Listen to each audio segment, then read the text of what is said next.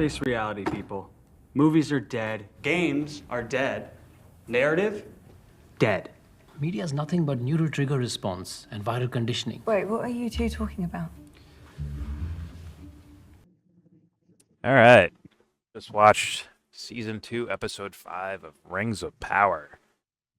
And although there was a lot more emphasis on, like, about the rings, kinda, well, they were showing more of, I guess, the negative impacts of the ring with, like, with the dwarves and shit like that. And, you know, the king of the dwarves, or one of the kings, Durin Younger.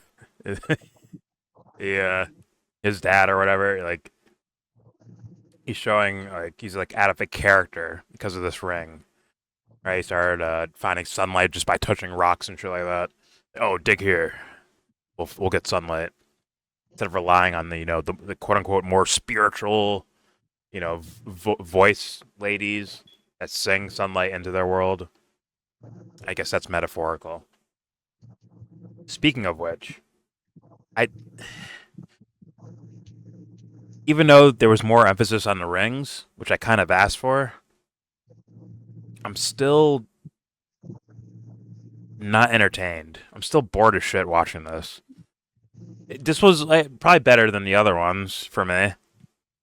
But there's no, like... The great thing about art is that it can take make-believe things and actually pull it into your world.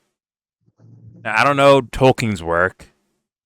Someone in the comments, right, who knows more about the, like, they care more about, the character lore and, this show fucking it up, right? But me personally, I don't have that thing. So I'm taking it as it is. Taking these artists as they are. Thus, they can't just rely on what people know about Tolkien's fucking lore. They have to really, legitimately write their own shit and develop the subtext and the metaphors that can translate from on screen, where there's fucking elves and dwarves and wizards and demons and shit, or orcs, whatever they're called, and translate that to mean something for me, who doesn't live in anything like that, right? Who lives in, like, a normal apartment. That needs to be, like, translated. There needs to be something there on a human level that can relate from the abstract, which is the art, to the more, I guess, subjective of a person, right? There needs to be some sort of language happening there. I don't see it in the show. I think it has plenty of material to use to make that the case. I just don't fucking see it. The idea of, like, these rings, right? Even the name of the show, Rings of Power. Oh, this idea, like, oh, power can corrupt. Okay. Well, you can take that and tell that metaphorical story, I think, in a lot deeper of a way that would actually attract more of my attention. I think you can, like, what would they do? Jeez. Almost show how these things are lying there, kind of sleeping underneath, right? The people that feel they're so noble, that idea of doing something bad is sleeping right underneath in the back of their fucking psyches. And that the rings aren't creating the bad thing. It's that they're kind of showcasing it, putting a light on those bad things, and kind of getting people to act on their worst impulses. Right? That'd be like a cool little metaphor type of thing. I don't see the show doing that. Maybe they are, and I'm just not getting it. But I haven't seen that in the show. I think that'd be a lot more interesting for me, right? Like, I can watch slow film, fast-paced film, action, drama, romance, I can watch any genre and get something awesome from it. Like, one of my favorite shows is The fucking Good Place. That little sitcom-y fucking kind of silly humor type of thing. I love that show. It's amazing. But I can also do, like, a slow ass fucking drama, fucking, deep storytelling thing. But I don't. they have all the masquerade of a deep drama, but it's not actually there. I don't think. I don't think there's the actual subtext that can carry, to me, in my opinion at least, carry the audience with them and say, hey, this show isn't about orcs and wizards and dwarves and elves and shit. It's about your life. Like, something about your life is happening in the show. Yes, it's metaphorical.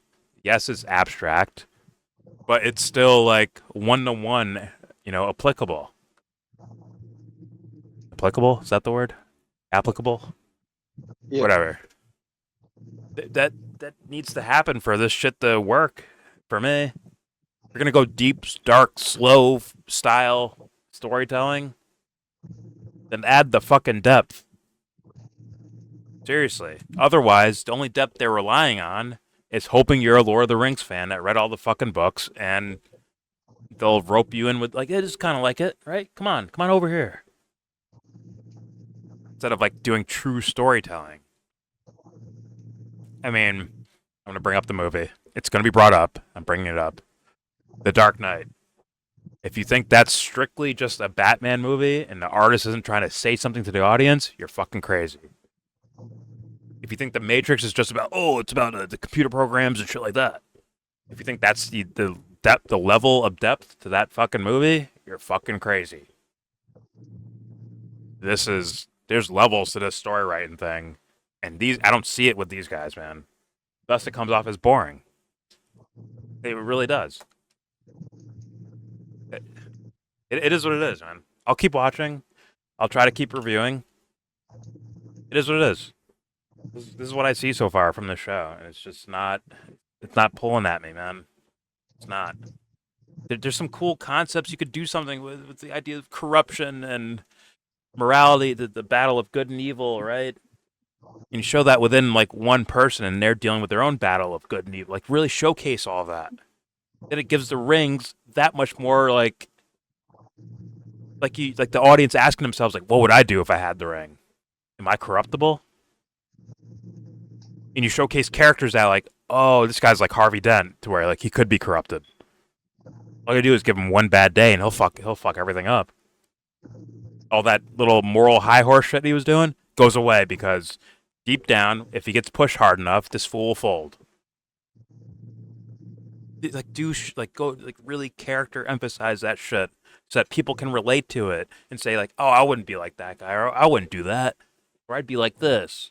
I'd be the hero, I'd be the villain, whatever the fuck they see when they watch it. Whatever big mirror you put up in front of them that they get to reflect off of and actually gain some wealth from watching your fucking show. Whatever. You know what? Who cares? No one cares about shit like that. So enjoy the shit you get, guys. I just turn on the audience all of a sudden. But it's, like, true. It's like, yo, you're not looking for that magic from an artist. These aren't supposed to be just TV runners and movie makers. You're supposed to be, like, fucking magicians, bro. Straight up. Their job is to make magic. To take us from this reality into theirs. And not just straight up to see John Wick do headshots. But for us to invest in who John Wick is. As, like, a person who's not actually a person. Where we reflect it back to ourselves and gain something from it. That's what I thought, the idea of quote-unquote art is for. But, whatever. It's all dead, right? Art is dead. It's all memes now. All right, anyone else want to say anything? I guess that's kind of a review of this episode. I'm sure people will be like, oh, where's the review for the episode? What about the dwarves, man? God. What about the dwarves, man? Hey, fuck. Ash. Exactly. What about them? I guess they're getting a taste of how the rings aren't all magically good.